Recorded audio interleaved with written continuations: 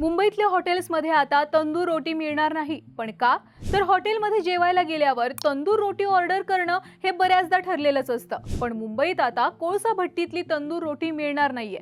कारण मुंबई महापालिकेने तंदूर रोटी बनवण्यासाठी कोळसा भट्टी वापरणाऱ्या हॉटेल्स आणि ढाब्यांना कोळसा भट्टीऐवजी किचनमध्ये इलेक्ट्रिक उपकरण, CNG, PNG किंवा LPGचा वापर करण्याच्या सूचना दिलेल्या आहेत. मुंबई हायकोर्टाने BMCच्या हद्दीमध्ये कोळसा, लाकूड आणि इतर पारंपरिक इंधन न वापरण्याचा आदेश दिल्यानंतर महापालिकेने हॉटेल्सला नोटीस सुद्धा बजावली आहे. जर हॉटेल चालकांनी 8 जुलैपर्यंत या नियमांची अंमलबजावणी केली नाही तर हॉटेल्सवर लायसन्स रद्द करणं, आर्थिक दंड आणि कायदेशीर कारवाई केली जाणार आहे. पण महापालिकेच्या नोटिसांनंतर हॉटेल मालकांनी या निर्णयाविरोधात नाराजी व्यक्त केली आहे. कोळसा भट्टी बंद केल्यावर तंदूर रोटीच्या चवीमध्ये बदल होईल असं अनेकांचं म्हणणं आहे. तुम्हाला या निर्णयाबाबत काय वाटतं? कमेंट करून सांगा आणि बोल भिडूला फॉलो करा.